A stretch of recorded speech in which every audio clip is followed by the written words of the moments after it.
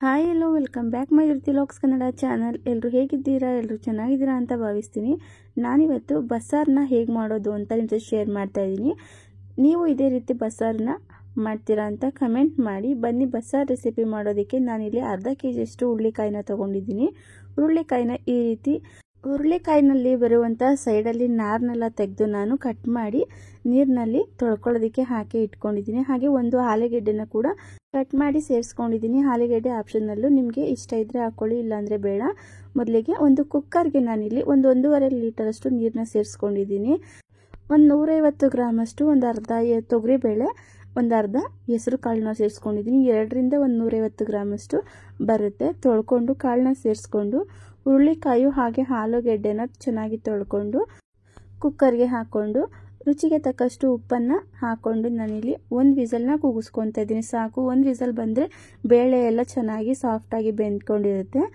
ಬೇಳೆ ಎಲ್ಲ ತರಕಾರಿ ಎಲ್ಲ ಬೇಯೋಷ್ಟರಲ್ಲಿ ಒಂದು ಬಾಣಲಿಗೆ ನಾನಿಲ್ಲಿ ಒಂದು 3 ಟೇಬಲ್ ಸ್ಪೂನಷ್ಟು ಎಣ್ಣೆನ ಹಾಕ್ಕೊಂಡು 1-2 ಗೆಡ್ಡೆ ಮೀಡಿಯಮ್ ಸೈಜ್ ಈರುಳ್ಳಿ, ಒಂದು 3 ಗೆಡ್ಡೆ ಬೆಳ್ಳುಳ್ಳಿ, ಖಾರಕ್ಕೆ ಬೇಕಾಗುವಷ್ಟು ಒಂದು 7ರಿಂದ 8 ಒಣಮೆಣಸಿನ್ಕಾಯಿ ಹಾಗೆ ಒಂದು ಟೊಮೆಟೊ ಹಾಕ್ಕೊಂಡು ಫ್ರೈ ಮಾಡ್ಕೊತಾ ಇದ್ದೀನಿ. ಇಲ್ಲಿ ಖಾರಕ್ಕೆ ನೀವು ಮೆಣಸಿನ್ಕಾಯಿನ, ನಾನು ಒಣಮೆಣಸಿನ್ಕಾಯಿನ ಉಪಯೋಗಿಸ್ತಾ ಇದ್ದೀನಿ. ನಿಮ್ಗೆ ಇಷ್ಟ ಇದ್ದರೆ ಹಸಿರು ಮೆಣಸಿನ್ಕಾಯಿ ಕೂಡ ಹಾಕೋಬೋದು. ನಾನಿಲ್ಲಿ ಈರುಳ್ಳಿ, ಬೆಳ್ಳುಳ್ಳಿ, ಟೊಮೆಟೊ ಎಲ್ಲ ಫ್ರೈ ಮಾಡೋದಕ್ಕೂ ಕೂಡ ಉಪ್ಪನ್ನು ಸೇರಿಸ್ಕೊಂಡಿದ್ದೀನಿ. ನಿಮಗೆ ಉಪ್ಪು ಇವಾಗಲೇ ಹಾಕೊಳ್ಳೋದಿದ್ರೆ ಹಾಕೋಬೋದು, ಇಲ್ಲ ಲಾಸ್ಟಿಗೆ ಸಾಂಬಾರಿಗೂ ಕೂಡ ಹಾಕೋಬೇಕಾದ್ರೆ ನೋಡಿಕೊಂಡು ಹಾಕೊಂಡ್ರೆ ಆಗುತ್ತೆ.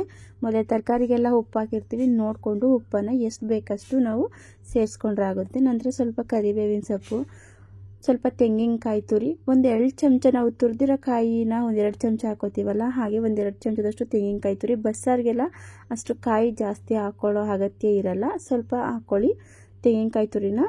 ನಂತರ ನಾನಿಲ್ಲಿ ಒಂದು ದೊಡ್ಡ ಚಮಚದಲ್ಲಿ 1 ಟೇಬಲ್ ಸ್ಪೂನಷ್ಟು ಜೀರಿಗೆ, ಒಂದು 7ರಿಂದ 8 ಕಾಳಷ್ಟು ಮೆಣಸಿನ ಕಾಳನ್ನ ಹಾಕ್ಕೊಂಡು ಚೆನ್ನಾಗಿ ಫ್ರೈ ಮಾಡಿಕೊಂಡು ತಣ್ಣಗಾಗಕ್ಕೆ ಸೈಡ್ಗೆ ಎತ್ತಿಟ್ಟು ಇವಾಗ ತರಕಾರಿ ಬೆಂದಿದೆಯೇ ಇಲ್ವಾ ಅಂತ ನೋಡೋಣ. ನೋಡ್ತಾ ಇರ್ಬೋದು ನೀವಿಲ್ಲಿ ತೊಗರಿಬೇಳೆ ಹಾಗೂ ಹೆಸರು ಕಾಳು ಎಲ್ಲ ಸಾಫ್ಟಾಗಿ ಚೆನ್ನಾಗಿ ಒಂದು ವಿಸಲ್ ಕೂಗಿಸಿದ್ರೆ ಸಾಕು, ಬೇಗನೆ ಸಾಫ್ಟಾಗಿ ಕಾಳೆಲ್ಲ ಚೆನ್ನಾಗಿ ಬೆಂದ್ಕೊಂಡಿರುತ್ತೆ.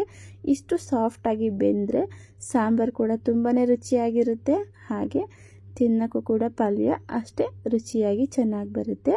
ನಾನಿಲ್ಲಿ ಒಂದು ಜಾಲರಿಯಿಂದ ಕಾಳನ್ನ ಸಪ್ರೇಟಾಗಿ ತೆಗೆದಿಟ್ಕೊತಾ ಇದ್ದೀನಿ. ಯಾರಾದರೂ ಚಾನಲ್ಗೆ ಸಬ್ಸ್ಕ್ರೈಬ್ ಮಾಡ್ಕೊಳ್ಳದೆ ವಿಡಿಯೋ ನೋಡ್ತಿದ್ರೆ ಪ್ಲೀಸ್ ಸಬ್ಸ್ಕ್ರೈಬ್ ಮಾಡಿಕೊಂಡು ವಿಡಿಯೋನ ಪೂರ್ತಿ ನೋಡಿ. ಹಾಗೆ ವಿಡಿಯೋ ಇಷ್ಟ ಆದರೆ ಮರಿದೇ ಎಲ್ರಿಗೂ ಶೇರ್ ಮಾಡಿ.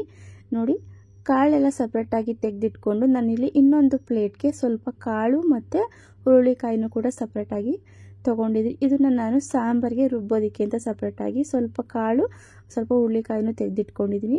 ತರಕಾರಿನೂ ಹಾಕೋದ್ರಿಂದ ಸಾಂಬಾರು ತುಂಬ ರುಚಿಯಾಗಿರುತ್ತೆ, ಬರೀ ಕಾಳನ್ನ ಹಾಕೋಷ್ಟೇ ಅಷ್ಟು ಚೆನ್ನಾಗಿರೋದಿಲ್ಲ ಸಾಂಬಾರಿಗೆ.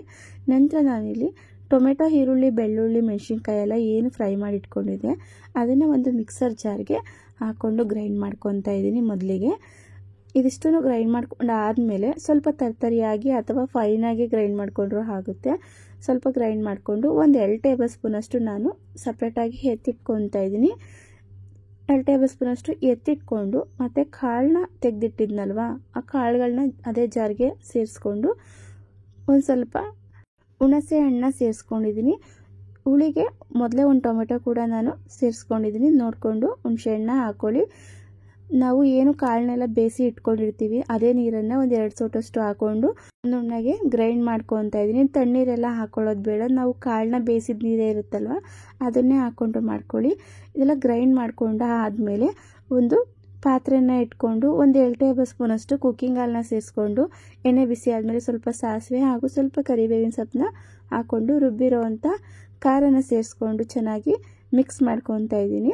ಮಿಕ್ಸ್ ಮಾಡಿಕೊಂಡು ಜಾರಲ್ಲೇ ಉಳಿದಿರೋ ಅಂಥ ಖಾರಕ್ಕೂ ಕೂಡ ಸ್ವಲ್ಪ ಕಾಳು ಬೇಯಿಸಿದ ನೀರನ್ನೇ ಕೂಡ ಹಾಕ್ಕೊಂಡು ಚೆನ್ನಾಗಿ ಮಿಕ್ಸ್ ಮಾಡಿಕೊಂಡು ಸೇರಿಸ್ಕೊತಾ ಇದ್ದೀನಿ. ಲಾಸ್ಟಕ್ಕೂ ಕೂಡ ನಾವು ಏನು ಬೇಯಿಸಿಟ್ಟಿದ್ವಿ ತರಕಾರಿ ಕಾಳಿನ ನೀರು ಅದನ್ನು ಎಲ್ಲ ಸೇರಿಸ್ಕೊಂಡು ನಾನಿಲ್ಲಿ ಚೆನ್ನಾಗಿ ಮಿಕ್ಸ್ ಮಾಡ್ಕೊತಾ ಇದ್ದೀನಿ. ನಿಮ್ಗೆ ಏನಾದರೂ ಬೇಕು, ಸ್ವಲ್ಪ ನಮಗೆ ಸಾಂಬಾರು ಗಟ್ಟಿ ಆಯಿತು ಅನಿಸಿದ್ರೆ ಲಾಸ್ಟಕ್ಕೆ ಸ್ವಲ್ಪ ನೀರನ್ನ ಸೇರಿಸ್ಕೊಳ್ಳಿ. ಇಲ್ಲಾಂದರೆ ನಾವು ತರಕಾರಿ ಬೇಯಿಸಿದ ನೀರೇ ಇರುತ್ತಲ್ಲ ಅದೇ ಆದ್ರೂ ಕರೆಕ್ಟಾಗಿ ಅದನ್ನೇ ಸೇರಿಸ್ಕೊಳ್ಳಿ. ತಣ್ಣೀರೆಲ್ಲ ಸುಮ್ಮನೆ ಹಾಕೋಕ್ಲಿಕ್ಕೆ ಹೋಗಬೇಡಿ. ನಾವು ತರಕಾರಿ ಮತ್ತು ಕಾಳು ಬೇಯಿಸಿದ ನೀರನ್ನೇ ಹಾಕ್ಕೊಂಡ್ರೇ ಈ ಬಸ್ಸಾರು ತುಂಬ ಟೇಸ್ಟಿ ಅಂತಲೇ ಹೇಳ್ತೀನಿ. ಹಾಗೆ ಮೊದಲೇ ಈರುಳ್ಳಿ, ಬೆಳ್ಳುಳ್ಳಿ ಎಲ್ಲ ಫ್ರೈ ಮಾಡಿಟ್ಕೊಂಡಿದ್ನಲ್ಲ ಅದೇ ಬಾಣಲಿಗೆ ನಾನು ಒಂದು 3 ಟೇಬಲ್ ಸ್ಪೂನಷ್ಟು ಕುಕ್ಕಿಂಗ್ ಆಯಿಲ್ನ ಸೇರಿಸ್ಕೊಂಡು ಎಣ್ಣೆ ಬಿಸಿ ಆದಮೇಲೆ ಸ್ವಲ್ಪ ಸಾಸಿವೆ ಮತ್ತು ಸ್ವಲ್ಪ ಕರಿಬೇವಿನ ಸೊಪ್ಪನ್ನ ಸೇರಿಸ್ಕೊಂಡು ಒಂದು ಮೀಡಿಯಮ್ ಸೈಜು 2 ಗೆಡ್ಡೆ ಈರುಳ್ಳಿನ ಚಿಕ್ಕದಾಗಿ ಕಟ್ ಮಾಡಿ ಇಟ್ಕೊಂಡಿದ್ದೆ. ಸೊ ಈರುಳ್ಳಿನೂ ಸೇರಿಸ್ಕೊಂಡು ರುಚಿಗೆ ತಕ್ಕಷ್ಟು ಉಪ್ಪನ್ನು ಸೇರಿಸ್ಕೊಂಡು ಈರುಳ್ಳಿನ ಫ್ರೈ ಮಾಡ್ಕೊತಾ ಇದ್ದೀನಿ. ನಮಗೆ ಇಲ್ಲಿ ತರಕಾರಿ ಜೊತೆಗೆ ಉಪ್ಪನ್ನು ಹಾಕ್ಕೊಂಡಿರ್ತೀವಿ. ಇಲ್ಲಿ ನಮಗೆ ಏನು ಎಕ್ಸ್ಟ್ರಾ ಇಂಗ್ರೀಡಿಯೆಂಟ್ಸ್ನ ನಾವು ಸೇರಿಸ್ತಾ ಇದ್ದೀವಿ, ಅದರ ಜೊತೆಗೆ ಮಾತ್ರ ನಮಗೆ ಉಪ್ಪನ್ನು ಸೇರಿಸ್ಕೊಂಡ್ರೆ ಸಾಕು. ಉಪ್ಪನ್ನು ಹಾಕ್ಕೊಂಡು ಈರುಳ್ಳಿನ ಚೆನ್ನಾಗಿ ಸ್ವಲ್ಪ ಸಾಫ್ಟ್ ಆದಮೇಲೆ 1 ಹೋಳಷ್ಟು ತೆಂಗಿನಕಾಯಿ ತುರಿನ ಸೇರಿಸ್ಕೊಂಡು ನಾನಿಲ್ಲಿ ಹಾಗೆ ಒಂದು ಅರ್ಧ ಟೇಬಲ್ ಸ್ಪೂನಷ್ಟು ಖಾರಕ್ಕೆ ಸಾಂಬಾರು ಮಸಾಲ ಪೌಡರ್ನ ಸೇರಿಸ್ಕೊಂಡು ಚೆನ್ನಾಗಿ ಮಿಕ್ಸ್ ಮಾಡಿಕೊಂಡು ನಾನು ಮೊದಲೇ ಏನು ಬಸ್ಸಾರಿಗೆ ರುಬ್ಬಿದಂತಹ ಈರುಳ್ಳಿ ಬೆಳ್ಳುಳ್ಳಿ ಟೊಮೆಟೊ ಖಾರ ಏನು ಒಂದು 2 ಟೇಬಲ್ ಸ್ಪೂನ್ ಎತ್ತಿಟ್ಕೊಂಡಿದ್ದೆ. ಸೊ ಅದನ್ನು ಕೂಡ ಸೇರಿಸ್ಕೊಂಡು ಚೆನ್ನಾಗಿ ಮಿಕ್ಸ್ ಮಾಡಿಕೊಂಡು ಇವಾಗ ಬೇಯಿಸಿಟ್ಟಂಥ ಹುರುಳಿಕಾಯಿ ಮತ್ತು ಕಾಳನ್ನ ತರಕಾರಿನ ಹಾಕ್ಕೊಂಡು ಚೆನ್ನಾಗಿ ಮಿಕ್ಸ್ ಮಾಡ್ಕೊತಾ ಇದ್ದೀನಿ. ನಿಮ್ಗೆ ಏನಾದರೂ ಉಪ್ಪು ಬೇಕು ಅಂದರೆ ನೋಡಿಕೊಂಡು ಇವಾಗ ಫೈನಲ್ ಆಗಿ ಚೆಕ್ ಮಾಡ್ಕೊಳ್ಳಿ. ನಿಮ್ಮ ಹತ್ರ ಏನಾರ ಕೊತ್ತಂಬರಿ ಸೊಪ್ಪು ಇತ್ತು ಅಂದರೆ ಸ್ವಲ್ಪ ಕಾಳುಗೂ ಕೂಡ ಸೇರಿಸ್ಕೊಳ್ಳಿ. ನನ್ನ ಹತ್ರ ಇಲ್ಲಿ ಕೊತ್ತಂಬರಿ ಸೊಪ್ಪು ಇಲ್ಲದ ಕಾರಣಕ್ಕೆ ಸಾಂಬಾರಿಗೂ ಕೂಡ ಹಾಕಿರಲಿಲ್ಲ, ಹಾಗೆ ಇಲ್ಲಿ ಕಾಳುಗೂ ಹಾಕ್ತಿಲ್ಲ. ಸಾರು ಕೂಡ ಚೆನ್ನಾಗಿ ಇವಾಗ ಕುದಿ ಬಂದು ಬಸ್ಸಾರು ರೆಡಿ ಆಗಿದೆ. ನೋಡಿದ್ರಲ್ವಾ ಹುರುಳಿಕಾಯಿನ ಬಸ್ಸಾರು ಹೇಗೆ ಮಾಡೋದು ಅಂತ. ನೀವು ಇದೇ ರೀತಿ ಮಾಡ್ತೀರಾ ಅಂದ್ಕೊಂಡಿದ್ದೀನಿ. ನೀವು ಹೇಗೆ ಮಾಡ್ತೀರಾ ಅಂತ ಕಮೆಂಟ್ ಮಾಡಿ. ವಿಡಿಯೋ ನಿಮಗೆ ಇಷ್ಟ ಆಗಿದೆ ಅಂತ ಭಾವಿಸ್ತೀನಿ. ಇಷ್ಟ ಆಗಿದ್ರೆ ಮರಿದೇ ನಿಮ್ಮ ಫ್ಯಾಮಿಲಿ ಫ್ರೆಂಡ್ಸ್ಗೆಲ್ರಿಗೂ ಶೇರ್ ಮಾಡಿ. ಹಾಗೆ ಚಾನಲ್ಗೆ ಸಬ್ಸ್ಕ್ರೈಬ್ ಆಗಿಲ್ಲ ಅಂದರೆ ಸಬ್ಸ್ಕ್ರೈಬ್ ಆಗಿ. Thank you for watching my video.